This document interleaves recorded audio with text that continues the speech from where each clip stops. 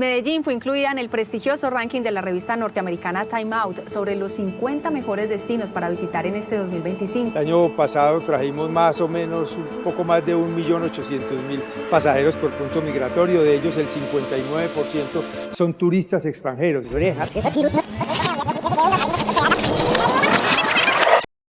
Por usted, por Colombia, denuncia a los narcotraficantes. Se buscan Pablo Escobar Gaviria y Gonzalo Rodríguez Gacha.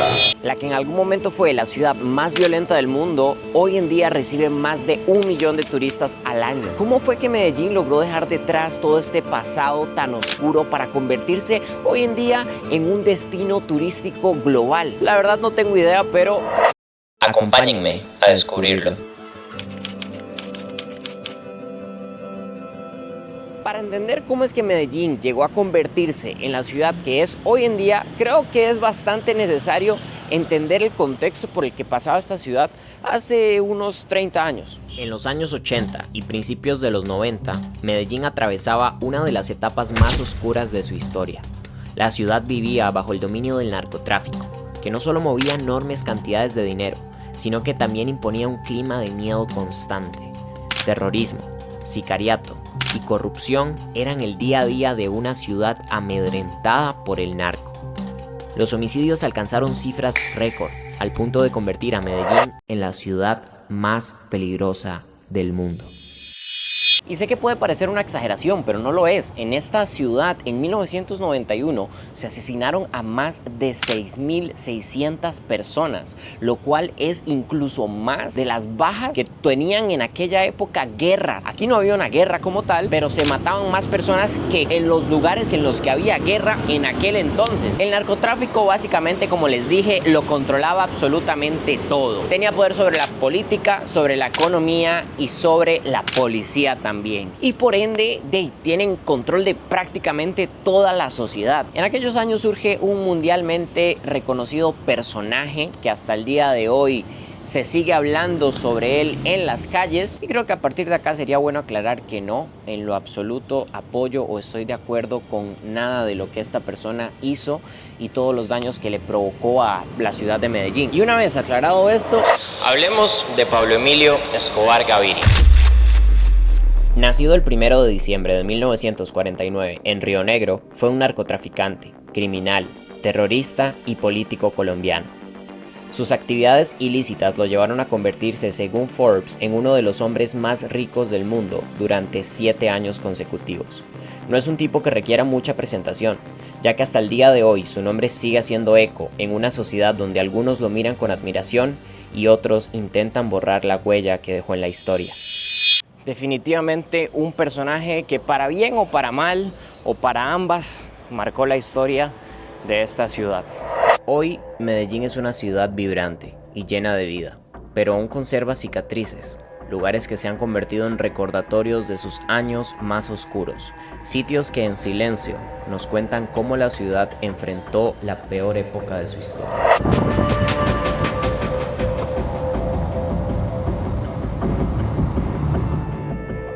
Ahora estamos acá en lo que fue alguna vez la catedral, la cárcel donde Pablo Escobar estuvo durante 1 año y 1 mes. Se dice que el gobierno se dio cuenta de que esto era un completo descaro y que eso estaba hecho a su medida y podía hacer y deshacer lo que quisiera hacer. Además que desde acá igual continuaba sus operaciones en el narco y demás. Se dice que acá incluso se encontraron caletas de dinero, de oro. Vamos a poder ver algunas de las celdas de acá y aprender un poco de lo que sucedió cuando Pablo Escobar estuvo en esta zona preso. La catedral, más que una prisión, era prácticamente un club privado.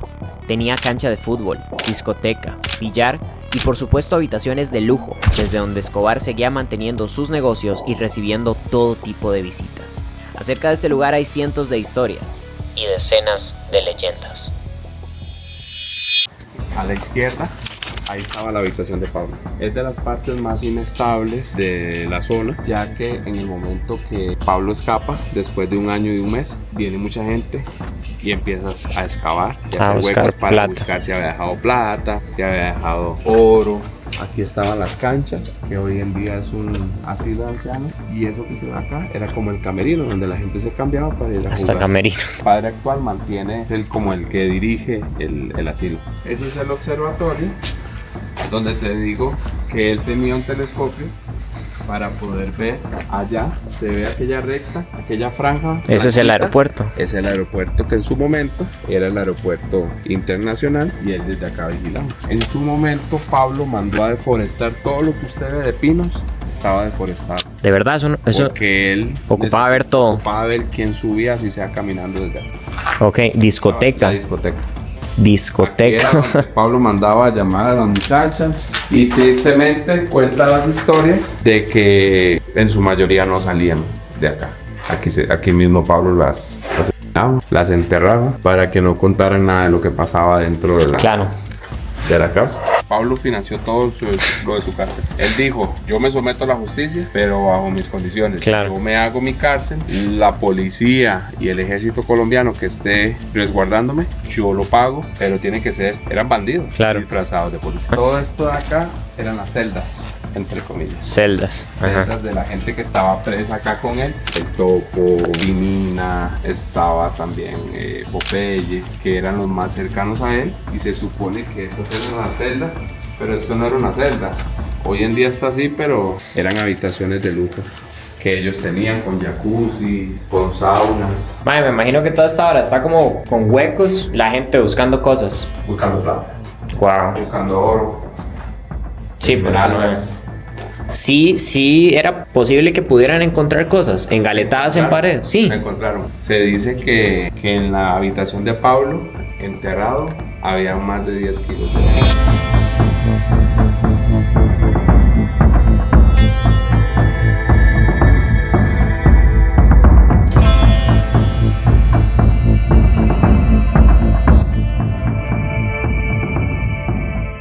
Por acá pueden ver en la maleza un hueco que tiene plástico.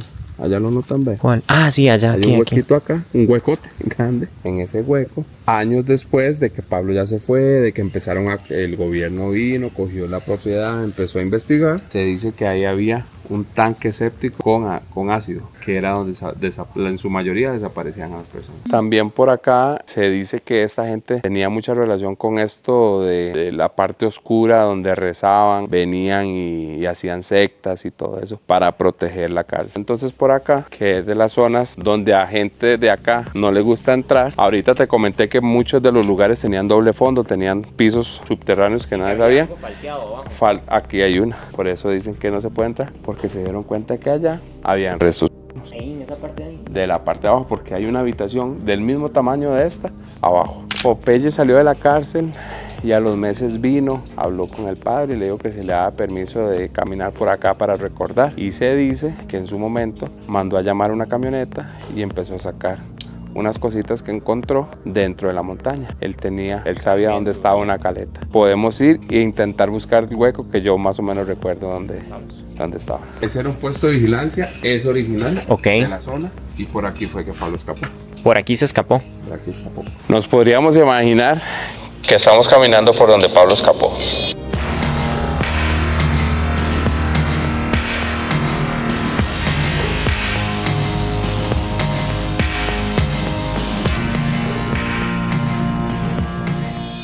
Se dice que él logró sacar 50 millones de dólares en oro de esa caleta Popeye. Lo encontramos. Aquí está el hueco.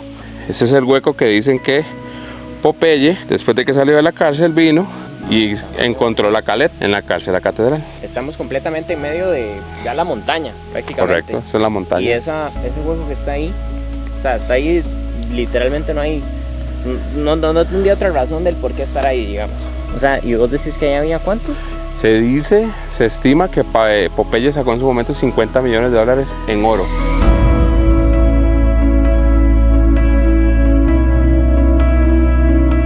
Como parte de esa intención popular de reescribir la historia de la ciudad, en el año 2007, lo que antes fue la cárcel de Pablo Escobar fue recuperado por una comunidad de monjes benedictinos y transformado en lo que a día de hoy es un refugio para ancianos en condiciones vulnerables. lugar al que de manera sorpresiva obtuvimos el permiso para ingresar, a documentar y conocer un poco más de su historia.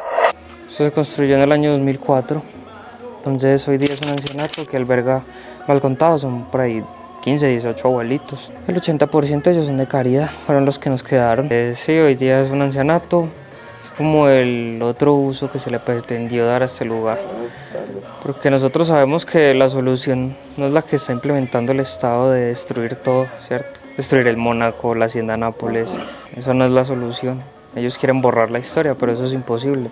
La historia ya está escrita. Es correcto. Lo único que podemos hacer con la historia realmente es cambiarla, darle otra oportunidad. Entonces listo, podemos decir que bueno, fue la cárcel de Pablo Escobar, un sitio de mucho sufrimiento, dolor, pero hoy día es un lugar muy diferente, es un ancianato, es un lugar de esperanzas y segundas oportunidades. Es como el contraste que queremos resaltar y ha sido un claro ejemplo de lo que ha pasado con Medellín, recordemos, de ser nombrada una de las ciudades más peligrosas del mundo, con uno de los barrios más peligrosos del mundo que fue la Comuna 13, a ser hoy día la ciudad más turística en casi todo Colombia, de ser el barrio más peligroso a hoy día incluso ser de los más seguros de Medellín. Entonces, digamos que representa muy bien el cómo, a pesar de esa historia tan dura, hemos seguido avanzando, saliendo adelante y dándole otro sentido a las cosas. ¿Qué considera que tuvo que pasar o cuál es como un punto de inflexión para pasar de toda esa historia de ser la ciudad más violenta de esa época a ser lo que es hoy? Yo creo que la comunidad, la cultura paisa en general, ellos son muy reconocidos por ser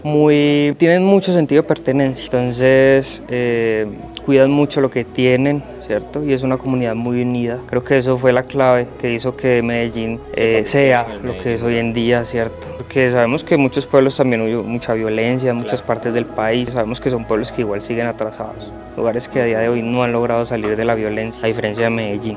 ¿Cierto? Entonces creo que la cultura fue lo más importante, la cultura como tal, el sentido de pertenencia que tienen sus habitantes.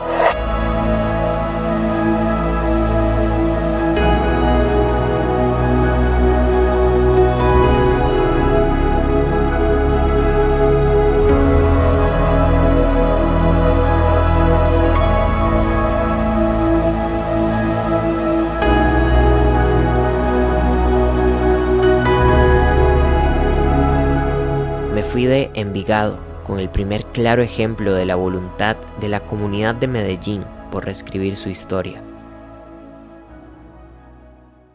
Sin embargo, la historia de Pablo Escobar no termina aquí. A mí nunca en la gran puta vida me van a coger y que yo desde la selva los mando matar a todos, que a la larga los que van a perder van a ser ellos. Tras fugarse en 1992, comienza un intenso operativo de búsqueda en el que la policía y el ejército, además de todos sus enemigos, empiezan a cazarlo.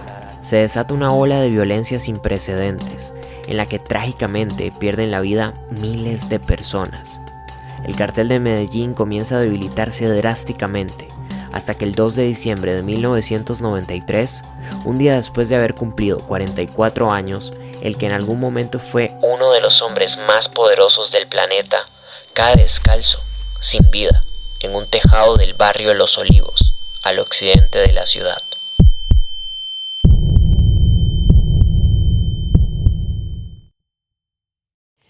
A mi derecha podemos observar la casa en la que el 2 de diciembre de 1993 inició la nueva historia de Medellín. En esta casa, un día después de su cumpleaños, Pablo Escobar fue abatido por las fuerzas policiales de Colombia. Y aunque hasta el día de hoy todavía existe un debate entre quienes creen que fue abatido por la policía, también hay otras personas que consideran que Pablo se quitó la vida. Lo cierto es que la historia oficial indica que acá fue abatido. Sin embargo, hay personas que consideran que realmente Pablo se suicidó. Y esta teoría surge dado que el disparo fue muy preciso, sumamente preciso, además de que en el momento él portaba un arma. Hay mucho misterio, pero la historia oficial nos cuenta que en esta casa, o más bien en el tejado de esta casa, hace más de 20 años fue asesinado este personaje, y con esto se da pie a que Medellín comience a escribir una nueva historia. Es curioso como en un techo de un barrio común de la zona, pues sucedió algo histórico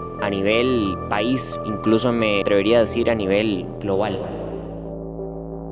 Mientras me encontraba grabando esto, apareció un vecino de la zona, quien muy amablemente se acercó a saludar y a conversar.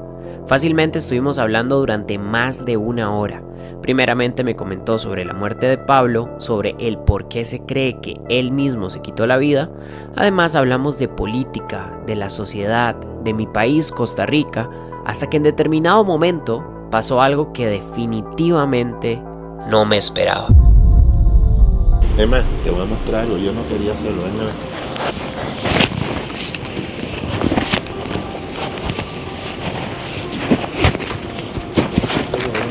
Se lo compró el coleccionista de aquí. Y ese BM fue de Pablo. ¿Este BM? Es un clásico modelo 81. Wow. Full equipo. Sí, porque esto en la época era lo más... Sí, pero eso se lo he hecho a cualquiera de esos. Eso tú antes y no siempre. Es una berlina. ¿Perdón? Una berlina. Una berlina es un carro full cómodo. Y en Colombia nada más hay uno. Sí, 2 de esos. Y yo lo tengo. Sencillamente quedé sin palabras. Y es que esto tan solo fue la entrada, porque mientras conversábamos también me comentó acerca de un vecino, quien llegó a tener contacto directo con Pablo Escobar. Y como si se tratara de una película, justamente esa persona pasó al lado de nosotros. Ven acá, para hacerte una pregunta. No, la pregunta. ¿Cuál era la marca de pan tajado que le gustaba a Pablo? Como Bimbo, una cosa así. ¿Qué era eso, una marca de qué? No, yo le compré una vez que me dijo que me mandó un pan tajado, pero yo no me fijé. ¿Pan tajado? Yo lo compré a ti, cuando subía con el perrito. Era un único mandado que le hice yo al doctor Pablo Escobar. Y aquí cayó el tal Limón. Pero Limón, cuando vino la mamá de Pablo Escobar y la hermana, ¿dónde está su hijo? Mi hijo. Mi hijo. Antes me dijo, pues señora. Me la llevan para la vuelta. Es que eso fue un despelote, eso aquí ese gentío también. Los helicópteros. Dime una cosa, entonces usted le compró un pan, ¿fue? El sábado que subía. Yo he tenido perro en la casa, y recorrido, yo llevo 50 años viviendo aquí. Ya, y pasó y él le pidió que le comprara un pan. Vecino, me ha comprado un pan tajado. Pues yo no sabía que era Pablo Escobar porque ya no estuviera hablando aquí. Te iba a preguntar, a pesar de que usted tal vez no vivió eso, obviamente sí empezó a ver el cambio, porque claro, Medellín ya no es la Medellín violenta que estaba en ese momento. Se volvió una ciudad sumamente turística, sumamente atractiva, la gente viene. Lo que dejó Pablo Escobar fue pura gente bandida. Se acostumbraron a no trabajar. Se organizaron en combos. Toda Medellín está manejada por combos. Como una mafia, por decirlo de alguna forma. Okay. La mafia mantiene el control y la tranquilidad en el lugar, porque ellos al final son los que tienen el dominio. Claro. Ahora estamos pasando por el otro lado de la calle, acá en este edificio que estoy señalando, que ahora es de 3 pisos, pero que en algún momento fue de 2, se escondía Pablo Escobar. De ahí fue de donde se interceptó la llamada con la que lo localizaron y con la que posteriormente pues lo abatieron. Ahí arriba en ese tejado, pero del otro lado de la calle, fue donde finalmente falleció. Tras la muerte de Escobar en el año 93, miles de personas que le admiraban se reunieron para darle despedida en el municipio de Itagüí, en el cementerio Montesacro, el lugar donde el cuerpo de Escobar y algunos miembros de su familia se encuentran.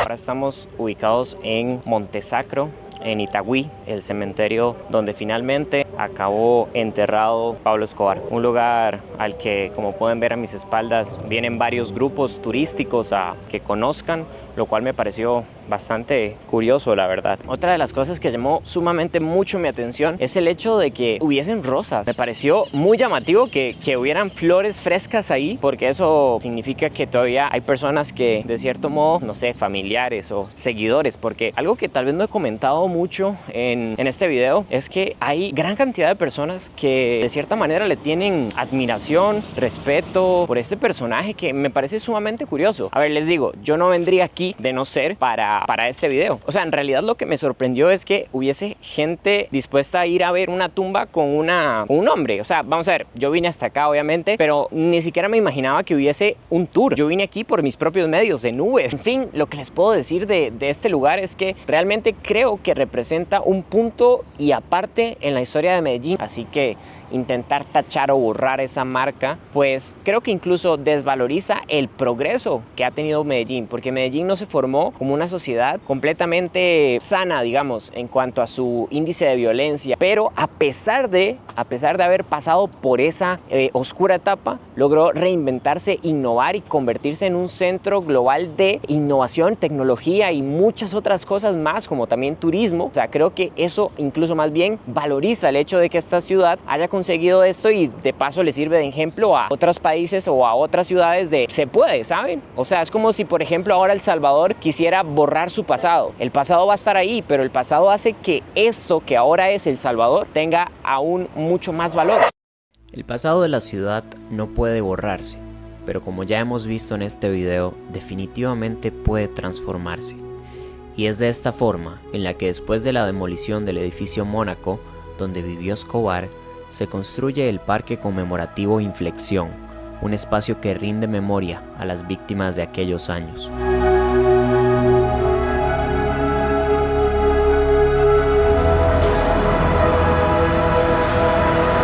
Ahora nos encontramos en Parque Conmemorativo Inflexión. Este parque fue construido luego de la demolición del edificio Mónaco, un edificio emblemático en esta parte de la historia que les estoy contando, ya que acá vivió Pablo Escobar y acá vivió también su familia durante cierto tiempo. Este lugar fue víctima también de un atentado cuando el cartel de Medellín y el cartel de Cali se enfrentaban. En los alrededores de acá explotó un coche bomba. Esto, a pesar de no provocar ningún fallecimiento, obviamente enfureció a Pablo Escobar y al cartel de Medellín, y se dice que incluso es una de las razones por las cuales empezó todo este derramamiento de sangre, ya que durante esa época, y de hecho estaba viendo acá en los muros, específicamente en el año 1988, explotaban bombas prácticamente todas las semanas. Es increíble ir viendo fecha tras fecha y darse cuenta de que era casi que una al día. Ahora, como les menciono, el edificio fue demolido y en su lugar se construyó este parque, que básicamente es un parque recreativo, un parque para venir a caminar, para venir a reflexionar. Es un parque que nos recuerda un poco la historia y todos los acontecimientos que se vivieron en aquel entonces, de manera en la que la gente pueda venir y leer un poco e informarse, así como por ejemplo yo, que soy turista, que no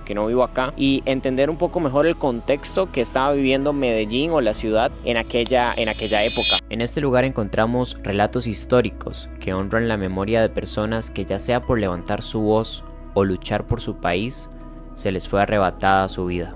Estaba esperando que se fueran los grupos de turistas y los guías para mostrarles un poco más acerca de estas placas conmemorativas. Por ejemplo, acá se recuerda la vida de Carlos Mauro Hoyos Jiménez, quien fue Procurador General de la Nación. Fue asesinado el 25 de enero de 1988. Por acá, quien alguna vez fue Ministro de Justicia, Rodrigo Lara Bonilla, uno de los asesinatos más conmovedores que tuvo este país y esta ciudad específicamente, y fue asesinado a los 37 años el 30 de abril de 1984.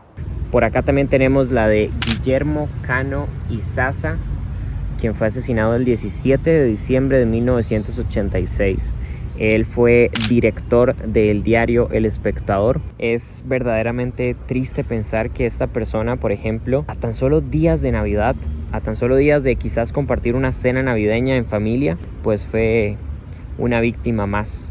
Definitivamente Medellín decidió mirar al futuro, apostando por el urbanismo, la intervención social, la innovación, la educación y la movilidad. Es así como en 2004, durante la administración de Sergio Fajardo, se implementa la estrategia de urbanismo social conocida como PUI, o Proyecto Urbano Integral, en el que las zonas con mayores índices de violencia y pobreza fueron intervenidas.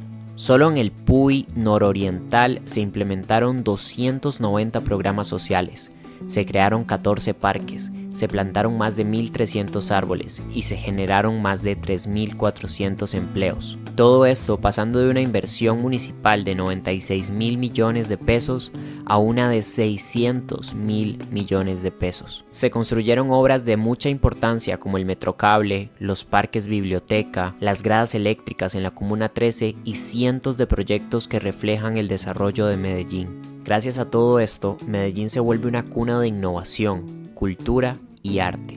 En esta ciudad han emergido algunos de los artistas más escuchados y reconocidos en todo el mundo. El Museo de Ciudad, ubicado en el pueblito Paisa, reúne exposiciones que reflejan el desarrollo urbanístico y artístico que ha vivido esta ciudad. Ahora nos vinimos a visitar el Museo de la Ciudad. La verdad es que está bien bonito este lugar, o sea, tiene como un poco de todo lo que ha influido a nivel cultural en la sociedad de Medellín. Y aquí veo, por ejemplo, el día que un peludo salvó la melena de los rockeros en Medellín. Y básicamente trata de esta persona, Gonzalo Arango, que evitaba o protestaba al parecer para que los jóvenes no fueran mutilados, ya que dice acá que pues si usted andaba con el cabello al viento los encerraban y se lo cortaban la policía, lo cual me parece bastante extraño, la verdad, pero bueno, o sea, ¿sabían ustedes que en Medellín antes andar el pelo largo era motivo para que lo cogiera la policía y lo rapara? Y para los fans de Juanes, tiene todo un espacio igual acá que supongo cuenta un poco acerca de su historia. Ese ahí en el garaje de su choza tocando la guitarra puede luego en unos años estar en un museo. Y acá también hay una guitarra, supongo que de Juanes, ¿no? Tendría que ser, solo que veo que está un poquito como, claro, o sea, como que la agarraron y le pasaron cosas en esa guitarra. También nos encontramos acá una exposición de Aranjuez, que pasamos del rock y de Juanes al rap. Lo digo después de un concierto, si me muero hoy, me voy contento, punto. Hey, qué interesante.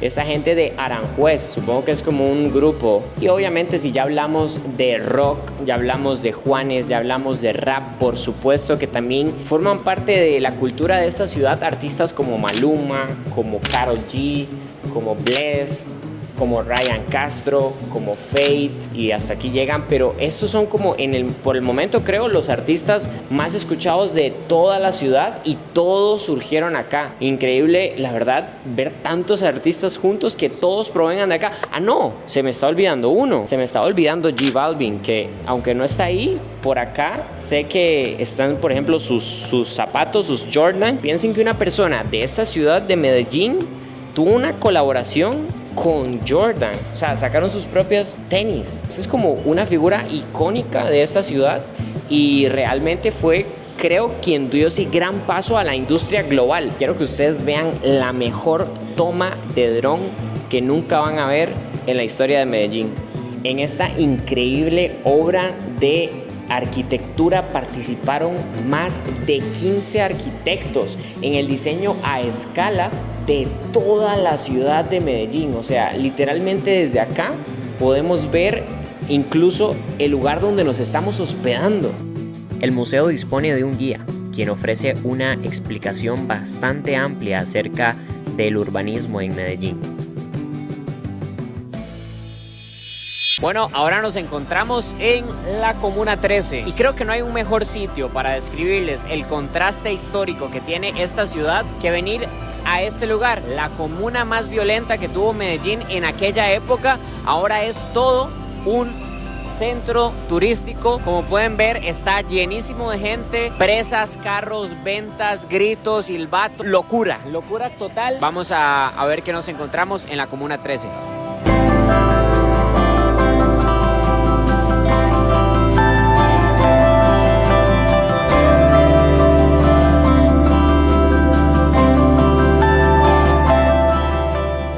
En efecto, la Comuna 13 es el mayor símbolo de transformación de la ciudad. Y es que, como bien dijo Julián, nuestro guía en Envigado, este lugar pasó de ser el más peligroso de Colombia a convertirse en el más turístico de todo Medellín. Pero, ¿cómo sucedió esta drástica transformación?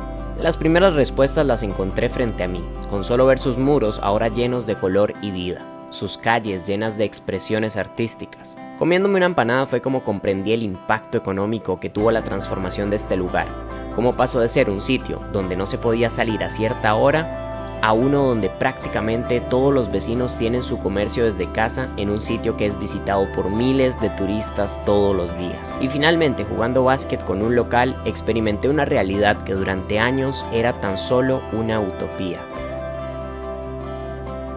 Me fui de Medellín con una enorme ilusión por compartir esta historia. La historia de resiliencia de un pueblo que nunca se rindió y que ahora disfruta de los frutos de décadas de transformación. Definitivamente entendí el por qué Medellín es una chimba, parce.